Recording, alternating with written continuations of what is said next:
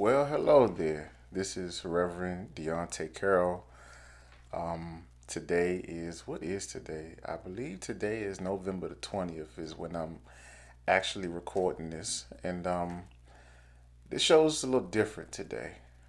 There's been some things that's on my heart and my mind that I want to talk about. Um, I won't have any guests on today. I'm actually supposed to be on hiatus until the first week of December. I'm taking a break. I am in seminary. I am going through school, working full time, and I just wanted to take the last few weeks to take a break, just to reflect, gather myself. Self care is very important. I encourage that for any and everybody out there that's listening. You have to take care of yourself, and so I promised myself that I was going to go on hiatus until the first week of December. The first 2 weeks of December, I do have booked shows for the first two Thursdays in December. But there's been a lot going on that I wanted to talk about, that I really wanted to come to you all and chat with you all about for a little while. Um, some very important things that are going on in our country, current events, things that are very important that we need to kind of talk about and address. And for some people that are watching, some who like my show, God bless you. Thank you for watching. I'm forever grateful for you, to all of the subscribers who have subscribed to my YouTube channel, that push the like button, that comment, that share the videos, that hit me up in my inbox text message, that let me know that you like the show. Thank God for you. And even to the haters, to the trolls, to those that don't like my show, that are negative for whatever reason, God bless you as well. Because guess what? All publicity is good publicity. And guess what? If everybody likes you, if everybody agrees with you, you should worry, right? But when you have somebody that disagrees with you, you ought to thank God, because you're doing something right, because you're ruffling some feathers and you stepping on some toes, apparently. And so I thank God for those that like me and for those that don't like me. But anyway, there's so much going on that I want to talk about. Right now, I believe we're in day 4 of the verdict watch for the Kyle Rittenhouse trial, who killed two individuals and wounded one. Kyle Rittenhouse was 17 last year at the time when he was in Kenosha, Wisconsin, and he shot Joseph Rosenbaum, Anthony Hubert, if I'm not mistaken, and he killed those two, and then he shot Gage Grascoots.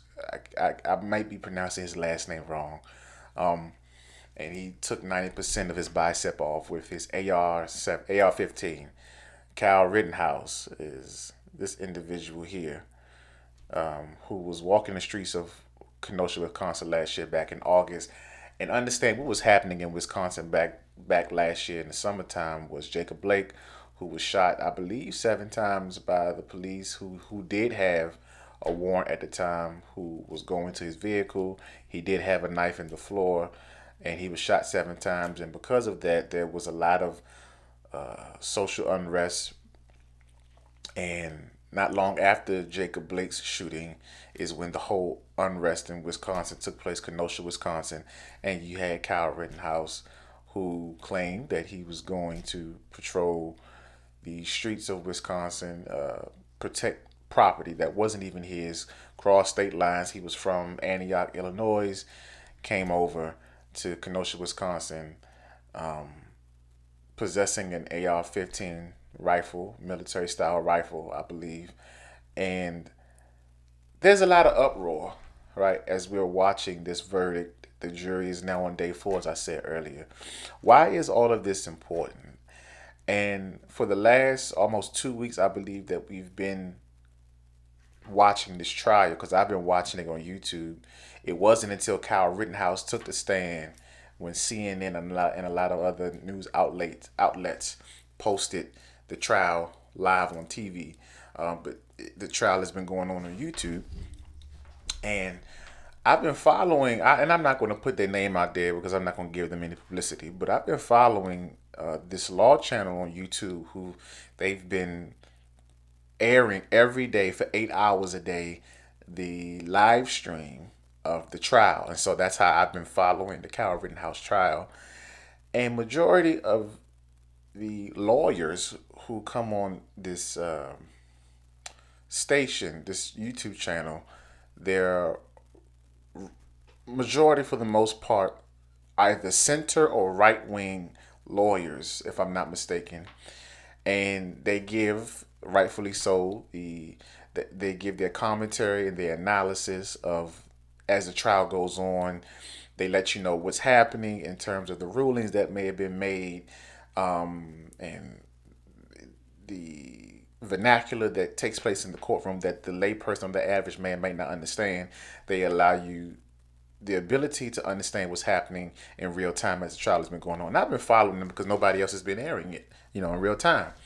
And so it's been very interesting because I've been hearing while they break down, and this is not just the YouTube channel that I've been following, but while I've been hearing their breakdown of what's been happening in the trial, I've also been hearing a lot of their personal opinions and beliefs about the Kyle Rittenhouse trial.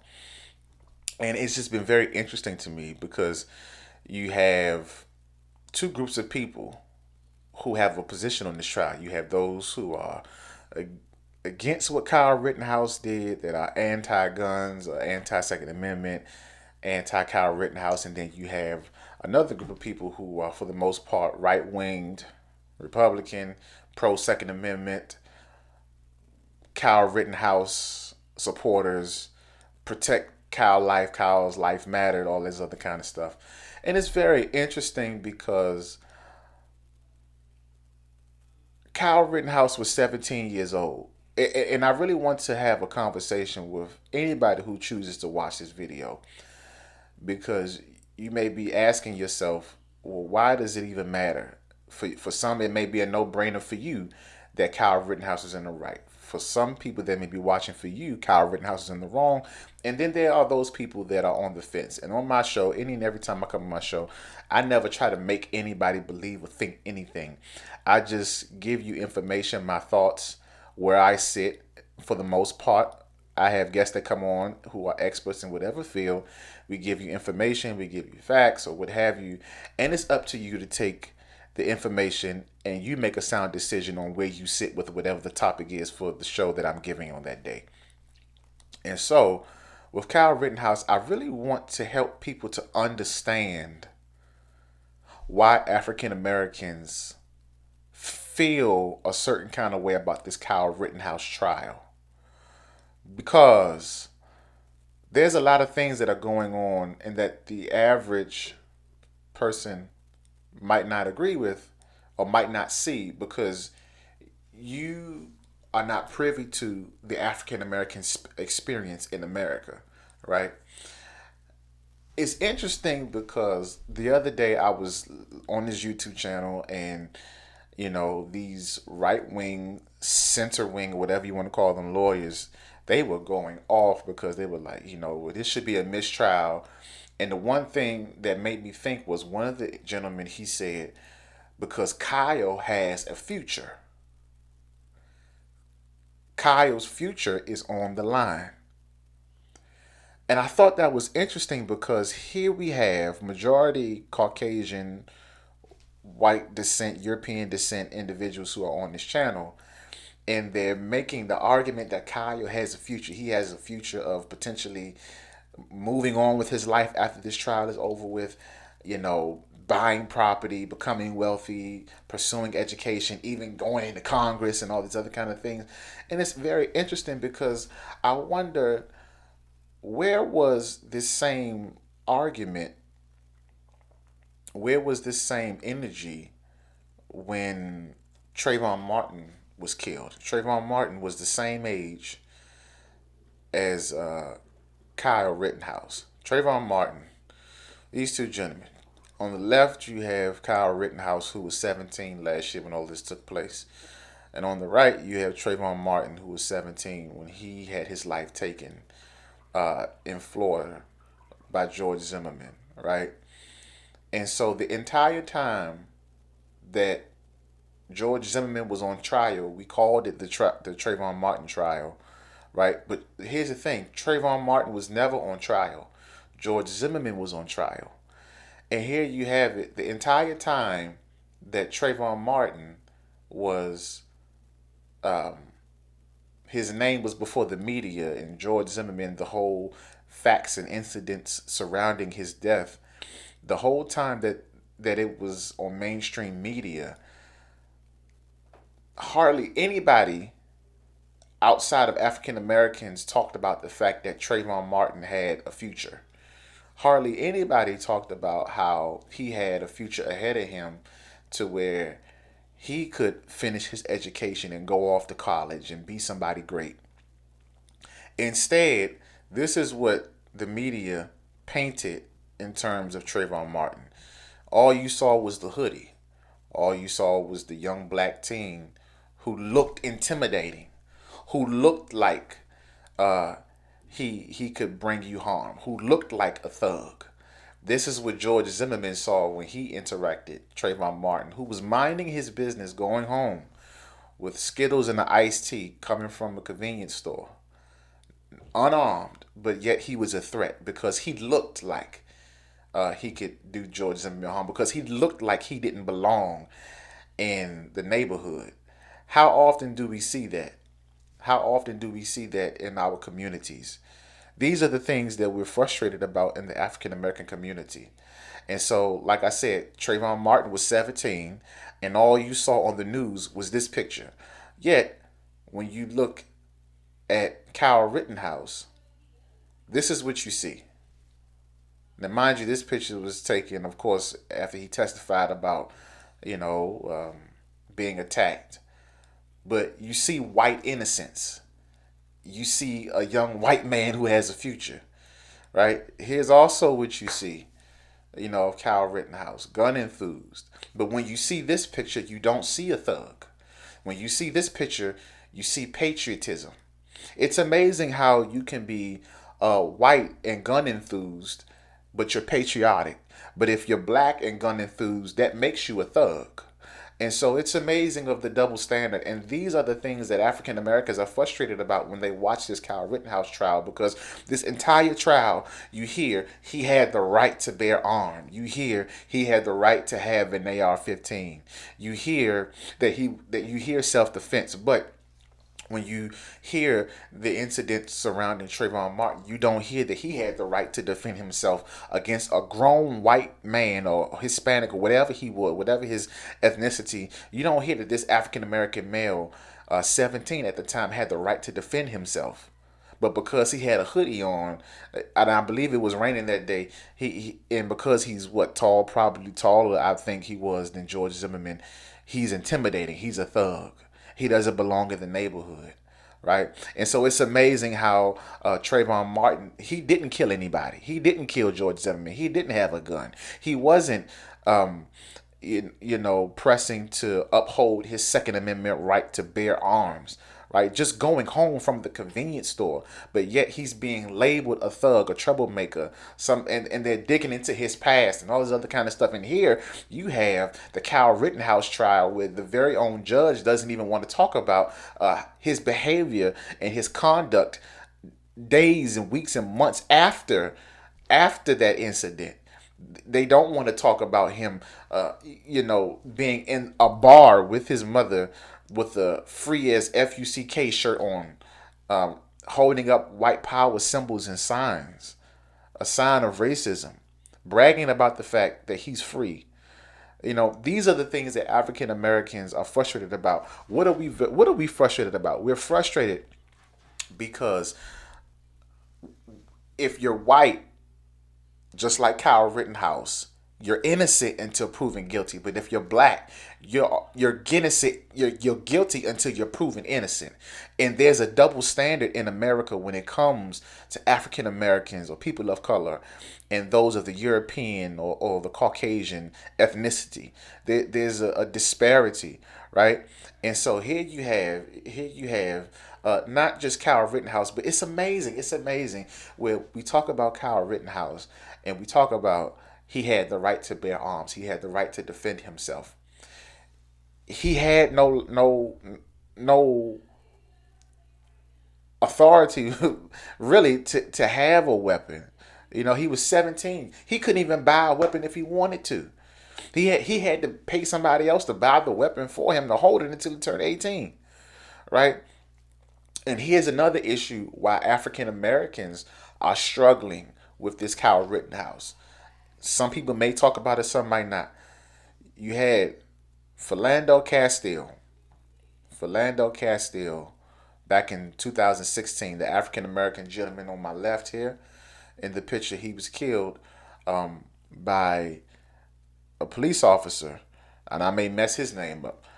Uh, Geronimo Yanez in 2016. This police officer pulled him over, pulled his lady and his child in the back seat, pulled them over for a routine traffic stop back in 2016, I believe, because he had a broken tail light. And from what we know, I believe the interaction between Philando Castile and this gentleman on the right who was a police officer, Geronimo Yanez, I believe it lasted all of 62 seconds. Only 62 seconds it lasted.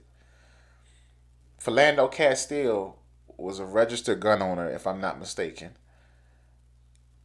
and ended up within 62 seconds with 7 shots in his body, killing him with his child in the backseat because a police officer thought he was reaching for his gun, which he had a right to have. But here you have Kyle Rittenhouse, who just killed Joseph Rosenbaum, running down the street. In my opinion, active shooter, right? I'm speaking for myself. In my opinion, active shooter. In the middle of a protest, 17 years old, who should probably be at home. My 17-year-old is not going to no protest like this with all this racial tension. Here you have Kyle Rittenhouse. Kyle Rittenhouse just shot 3 people, killed 2, injured 1. And now he's walking up the street with the AR-15 dangling from his chest, hands up. But do police look at him as a threat? No. Instead, he's told to move over so they can go down the street. How is it that in America you can tote a gun, be white, and not looked at as a threat? But if you even think to carry a gun or even carry a knife out in the open and you're African American, the risk of you losing your life is very high. And these are the frustrations that we have as African Americans. This is why African Americans look at this Kyle Rittenhouse case and we struggle. Because when it comes to blacks and whites, you and I are not the same. We can't go out here and do what you do and be called a patriot.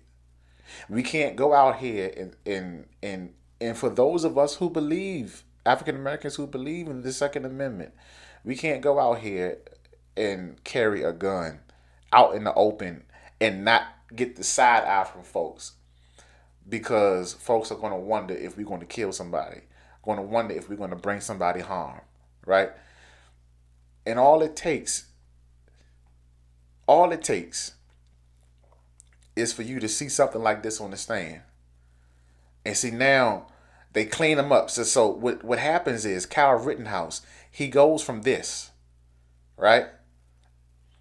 Patriot, got the American symbols on his Crocs, toting his gun. Kyle Rittenhouse, he also goes from this, to now a man with a future, a promising future, right? But this face didn't have a future to many Americans. This face, to many white Americans, to many other, even black Americans who sit on the right wing, who hate the skin that they sit in, will even say that this person didn't have a future. They'll dig in his past, but they won't dig in his past.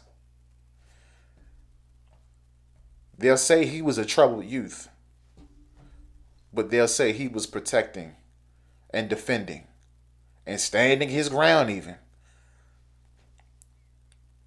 they'll say he has a future. They'll say he has a life, something to look forward to and to live for outside of this. I've even seen some folk on Fox News that say that once he gets out of this, they'll even help him to get to Congress. These are the issues. These are the things that we struggle with as African Americans. These are the things we wrestle with. These are the things that get on our nerves. As my dad say, grinds our gears. These are the things we struggle with. You and I are not the same. It's the issue of how we're treated. The issue of how you look at us. The issue of how you handle us. Right? An African American, and let's be real about something. If Kyle Rittenhouse was black, the conversation, the focus, even in the courtroom, would be a whole lot different. The treatment in the courtroom would be a whole lot different. What do you mean by that, Reverend Carroll? Well, I'm so glad you asked. Because if Kyle Rittenhouse was black, we wouldn't get the opportunity to do this. Now, here's the thing. Here's Kyle Rittenhouse. Closing arguments have already been given. Now it's time to pick the jury. 18 jurors. You have to narrow them down to 12. The remaining have to be alternative jurors. This judge, Judge Bruce Schroeder, gave Kyle Rittenhouse the ability to go on the Tumblr to pick 14, 15, 16, 17, 18, 5 to 6 other names, 5 to 6 numbers, 5 numbers, 6 numbers. And those 6 numbers will be the alternate jury. He said that this has been the practice in his courtroom for the last 20 years. Follow me. Why is that important? He's saying because he's saying to us on TV that this is what he's been doing for the last 20 years. But nobody ever knew it because he's never really had a high profile case in his courtroom to be televised. So it goes to show you how much of this kind of behavior has he been doing, but it's gone unnoticed because there's never been a high profile case to bring attention to what's going on in his courtroom. That raises the question, how many things have been going on in our courtrooms that are unjust, that are racial, the treatment, the mishandling of the African American? And his excuse was he did it 20 years ago, at least 20 years ago, because I think he said he had a black defendant or something like that to that degree, and it gives them the power. That may very well be true. It could be true. We don't know. But when you see things like this, along with him being hard on the prosecution, along with his evident clear bias towards the defendant, Kyle Rittenhouse, saying certain things that could be very controversial about the Asian food. And then even when he defended why he did this in terms of letting Kyle pick his alternates, he talked about one particular time where he had a jury and one black person. He said the black. What does that mean? And you're wondering why us as African Americans, we struggle with having faith in the justice system. I can almost guarantee you that if Kyle Rittenhouse was black, this wouldn't happen. Since when is a judge that comfortable sitting that close to a defendant in a criminal case to look at evidence? If Kyle Rittenhouse was black, they would almost ensure that the defendant would never be that close to a judge who has the ability to sentence him if he's found guilty. And see, so in my opinion, when I look at this, it is said that Wisconsin is one of the most segregated states in the union. We could also argue one of the most racist. Some would probably argue. And so, what has been speaking out to me as a black man during this trial, could it very well be that the court could be looking at Kyle Rittenhouse as a grandson, as a nephew, somebody that resembles somebody that represents the next generation for him, for those in the courtroom that belong to the Caucasian and European descent. If Kyle was black, this would not happen. Trust it, believe you me. This wouldn't happen. Because if Kyle was a Devonte or a Tavon, this would be a lot different. But because we see things like this, it puts up a defense that we have to protect white fragility. White fragility, what is that? It's the discomfort and the defensiveness on the part of a white person when confronted by information about racial inequality and injustice. What's the issue? The fact that we're still a racist country is too much for your patriot ears. What's the issue? The issue is that when it comes to the justice system, there's something called critical race theory that applies. What's the issue? Is that you want to ban individuals like Toni Morrison, their books. What's the issue? It's because back then you said if you wanted to hide something from a Negro, you put it in a book. Now, because we love to read, now you want to take books from us. What's the issue? The issue is you don't want your sons and daughters, your white sons and daughters, to understand fully what's been going on since the illegal inception of this nation. What's the issue? The issue is you don't want them to look at your ancestors who passed down their wealth to you that they earned, not even earned, but got on the backs of my ancestors. Unrighteously, illegally. Because now they have to look at their great grandfathers and see heathens and see thugs and see killers and murderers and rapists. What's the issue? The issue is you don't want to have to explain the madness of your lineage. What's the issue? The issue is you don't want to talk about the things that you're embarrassed about. That's the issue. And so, yes, we struggle with these things.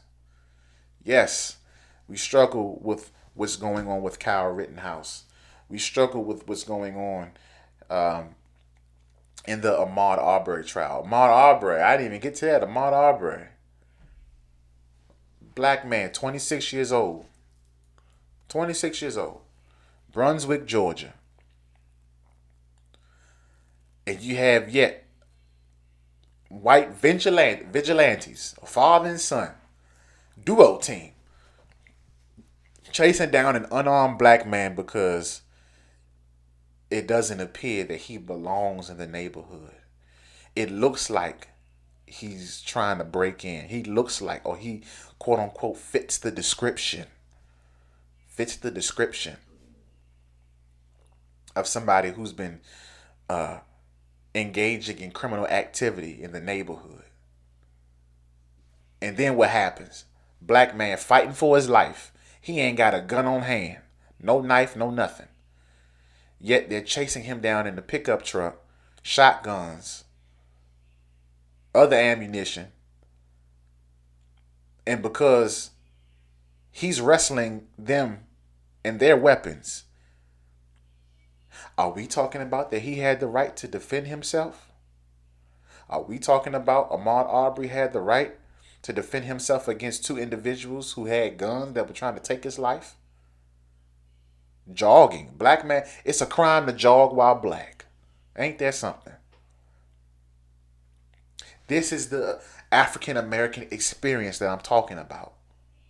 See, with a lot of my white counterparts, when you have children, When you have your white sons, your first conversations get get to be about how you can teach them how to invest, how you can teach them about creating wealth, buying a house, keeping it in the family.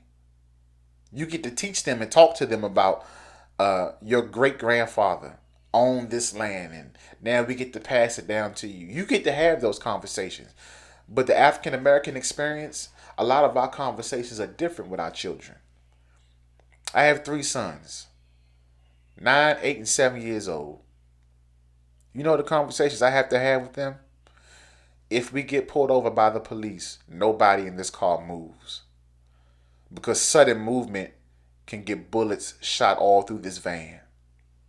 Those are conversations I got to have with my kids. When you're interacting with law enforcement, watch your tone. Because even though you may be upset and even scared, the wrong tone, you can come off aggressive and lose your life. Those are the conversations we got to have. Tucker Carlson. Those are the conversations we got to have, right wing, gun enthused, Second Amendment holders. And I believe in the Second Amendment. I do. It's your right. But do those rights really apply to us when we're on the streets like you do? Like they do to you? Are we given the same respect, the same reverence like you are? Like you're given?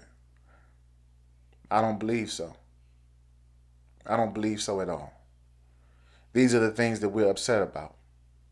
These are the things that make us wonder. These are the things that frustrate us. These are the things that piss us off. So that when we see stuff like this, the first thing a lot of us say as African Americans, if that was us, first of all, we would make it down the street with such a weapon. Yet, somebody underage, who's white, AR-15, we're talking about he has the right to bear arms, Second Amendment, Second Amendment. If it's one of us, we be yelling up and down that we cross state lines. I've seen it happening. I'm in the criminal justice field. I'm in the courtroom all the time. I deal with juveniles daily during my full-time job, in and out of the courtroom. Gun charges. This would look a lot different if he was African American. And so, what am I saying? What's the point? My point is this. You don't have to agree with me. You don't have to like what I said. You don't even have to push the like button, because at this point I can care less about the views and the likes. But understand this. The African American experience in America is very unique and is very different than the white experience. We don't get the same privileges. We don't get the same leeway. We don't get the same opportunities oftentimes, and we don't get the same privileges. We don't get the same regard and the same respect in many different fields and areas in this country. It's just the fact. We have to be aware of that. But do understand this. Understand our frustration because our experience is different from yours. Do understand this. Our frustration is different because we've had to experience so much more. We live in a nation where we talk about the Holocaust. We live in a nation where people will say, oh, the Holocaust was one of the most tragic things that happened to a group of people. It was the most tragic thing that was caught on film. Ours wasn't on film. When they dragged us here in the transatlantic slave trade, it wasn't on film. When they sold all families to different plantations, never to be seen again, it wasn't on film. when they beat the backs off of our ancestors, beat the flesh off of the backs of our ancestors for wanting to be free. That wasn't on film. When they raped our women, impregnated them while enslaving them, and then disowning the children that they procreated with them, that wasn't on film. It wasn't on film. Emasculating men, raping the strongest man in the bunch to set an example to the niggas that were slaves,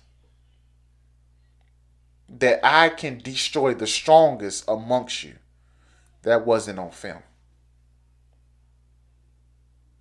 But I'm here to tell you,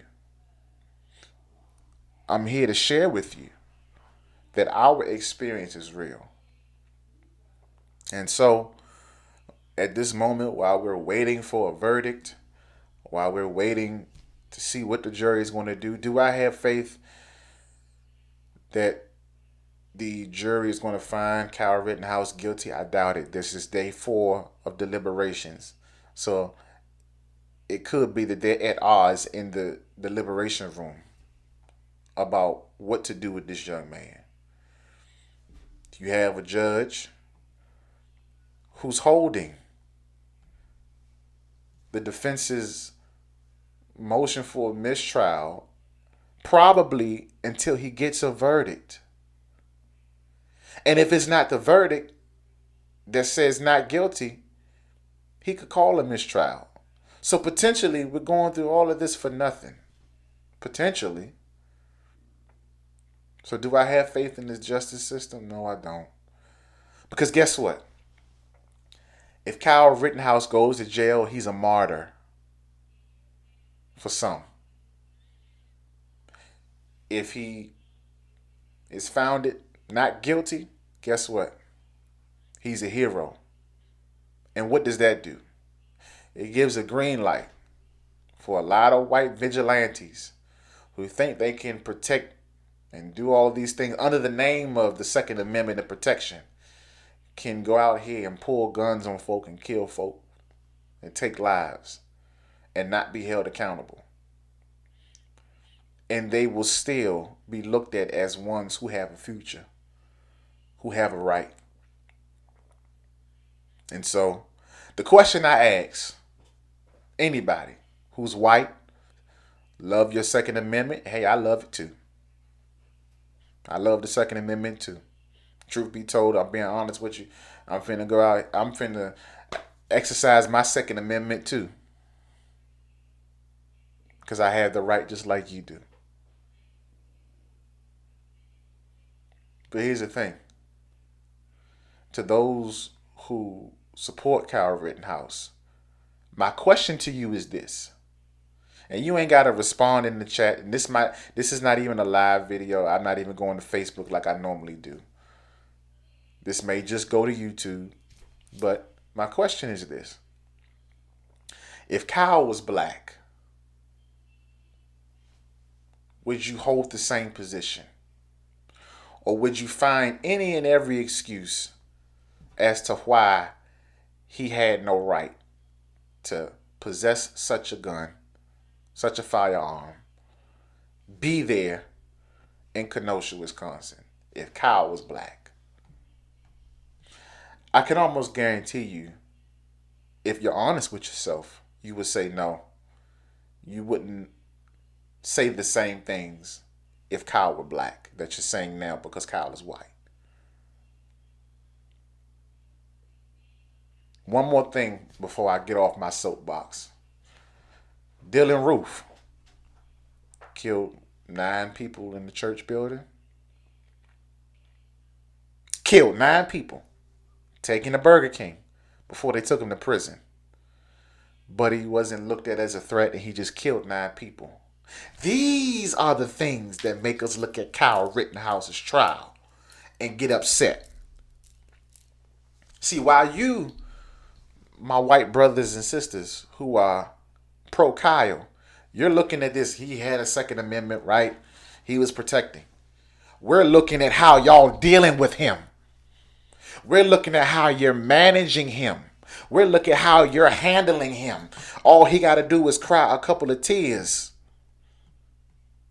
And you're going to handle him with care and caution. But yet, when you see this face,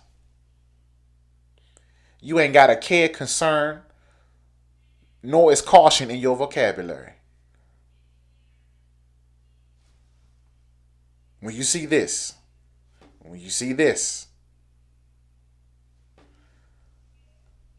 what's the difference here? They're both the same age. They're both born in this country. The only difference is the amount of melanin in one versus the lack of melanin in the other. I'm Reverend Donte Carroll. Listen, so much is going on. So much is being said and done in this country. So much is going on that will make you think. But do me a favor.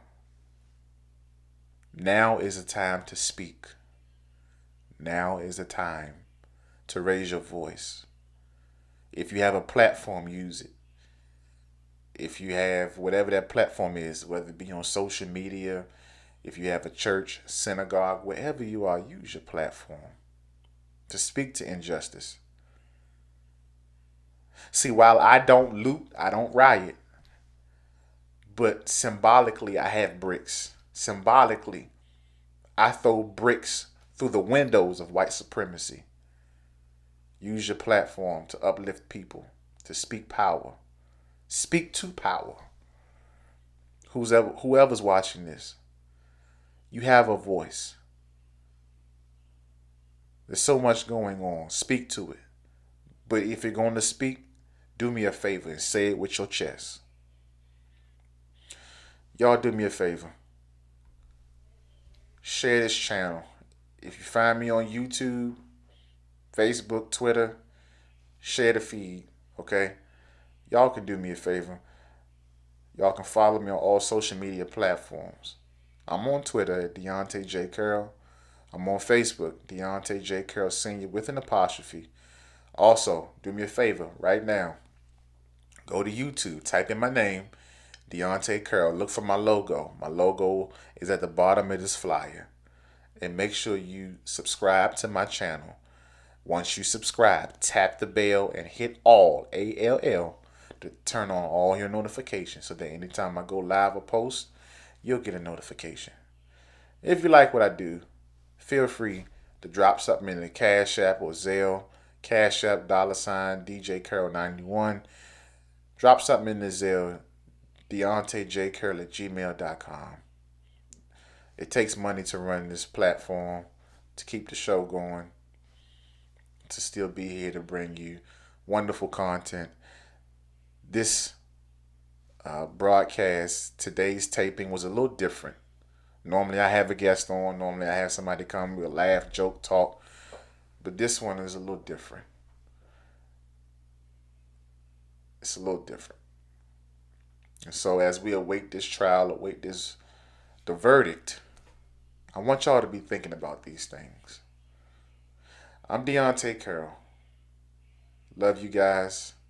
Be safe. Love one another. Take care of each other. And above all things, love yourself. See y'all next time. Be good. Bye now.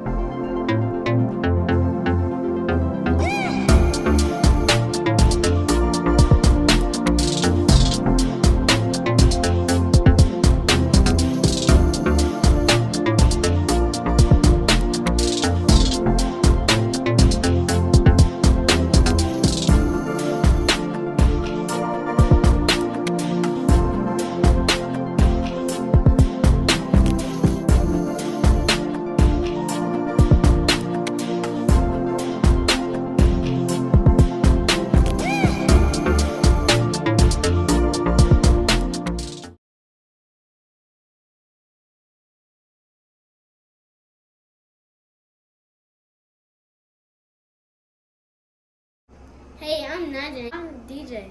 Hey, I'm Seth. And you watching, and you're watching. Turn up the volume. Turn up the volume.